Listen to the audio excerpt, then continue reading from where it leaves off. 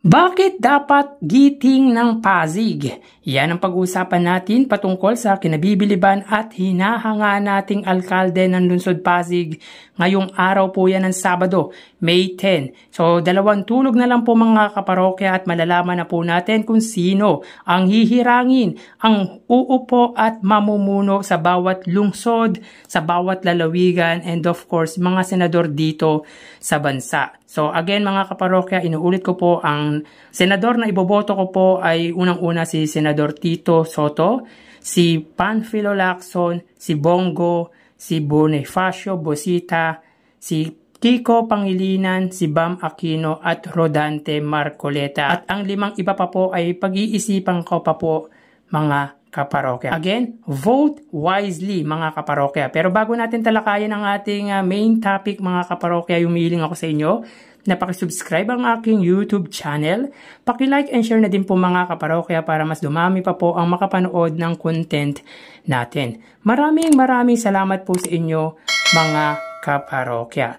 So yun nga mga parokya, ayon sa post ni Mayor Vico Sotto sa kanyang social media account, bakit dapat daw giting ng Pasig ang iluklok sa kanyang nasasakupang syudad. So basahin natin mga kaparokya ang post nito.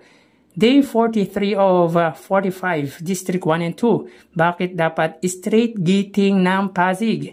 Nasa magandang posisyon ang Pasig ngayon. Malaking tulong na binigyan niyo ko ng mga kakampi noong 2022. Hindi lang sa congressman kundi pati sa vice mayor at city council.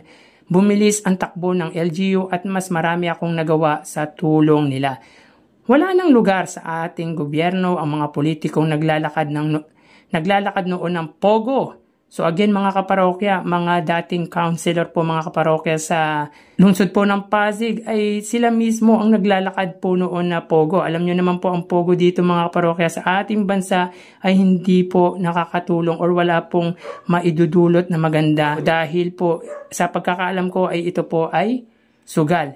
Humihingi ng kickback. So talagang ito po yung mga humihingi ng porsyento sa mga kontraktor na gumagawa po sa mga LGU at promoter ng lumang kalakaran. And of course, pag sinabing promoter ng lumang kalakaran, ito nga po yung mga corrupt na mga namumuno. Ang pinakamahalaga sa giting ng Pasig ay ang pagkakaisa natin sa prinsipyo, sa direksyon at sa vision para sa ating lungsod.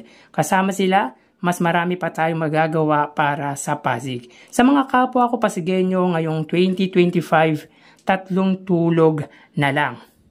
Vote straight, giting ng Pasig. So yun nga mga kaparokya dito, alam nyo na kung bakit salang-sala at piling-pili ni Mayor Vico Sotto ang mga gusto niyang makasama na mamuno sa lungsod Pasig dahil para smooth ang mga gagawin nilang programa, mga proyekto at ordinansa na alam nilang makakatulong sa mga Pasigueño. Yung hindi taliwas sa kanyang paniniwala or sa kanilang paniniwala at magkakatulad na prinsipyo ang siyang nais nitong tumulong sa kanya sa pagsulong ng mabuti at pangmatagalang pagbabago and of course mga kaparokya ang pag-asenso ng nasasakupang lungsod. Hindi man directly pinapatamaan ng butihing mayor ang mga kalaban pero nagbigay siya ng hint para huwag maligaw ang mga Pasigueño sa mga kumakandidato na sariling interes lang ang inuuna. Alam nyo mga kaparokya dito sa lungsod ng Quezon or sa Quezon City ay puring-puri po si Mayor Vico Sotto. In fact, pinag-uusapan po namin magbabarkada ang butihing mayor dahil nga po sa magandang ginawa niya sa kanilang lungsod. Actually, napapasana all nga po kami mga kaparokya. And of course, hindi lang po dito sa Quezon City dahil buong bansa puring-puri po ang incumbent mayor dahil nga po sa mabuting ginagawa or sa mabuting epekto ng mabuting paggawa nito sa kanyang lungsod. At kahit hindi taga-Pasig mga kaparokya, ramdam na ramdam namin or talagang ramdam na malaki ang pinagbago ng lungsod buhat ng mamuno ang butihing mayor. Grabe, ito talaga yung umaagos ang pag-asa. Yun po ay sa lungsod po ng Pasig. At talaga mapapasana all ka na lang sa mga ginagawa nito. Isa ako sa humahanga sa mabuting paggugobyerno ni Mayor Vico Sotto kung kaya kahit di ako taga-Pasig ay proud ako dahil isa ako sa naniniwala na may pag-asa pa ang ating bansa dahil pinatunayan or pinapatunayan nito